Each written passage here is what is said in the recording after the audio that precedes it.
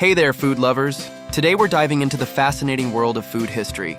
And trust me, some of these stories are going to blow your mind. Ever wondered how some of our favorite foods came to be?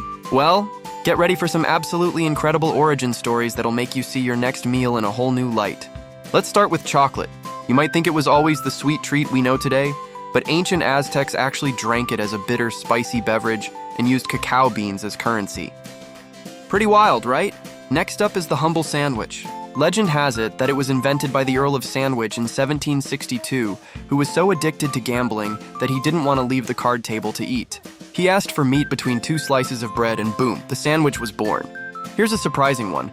Popsicles were accidentally invented by an 11-year-old kid named Frank Epperson in 1905. He left a mixture of soda powder and water with a stirring stick outside on a cold night, and the next morning, the first popsicle was created. Worcestershire sauce? That was a complete accident too. Two chemists tried to recreate an Indian recipe but thought it was awful. They stored it in their basement and forgot about it for 2 years. When they rediscovered it, the fermentation had turned it into the delicious condiment we know today. And get this, cornflakes were originally created as part of a bland diet meant to reduce sexual urges at a sanitarium.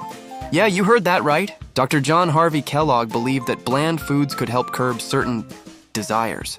Pizza started as a food for poor people in Naples, Italy. It wasn't until Queen Margherita tried it in 1889 that it became fashionable. The classic margherita pizza with tomato, mozzarella, and basil was created in her honor, representing the colors of the Italian flag. Here's one that might shock you. Carrots weren't originally orange. They were purple, white, and yellow. Orange carrots were developed by Dutch farmers in the 17th century as a tribute to William of Orange, who led the struggle for Dutch independence. Nachos?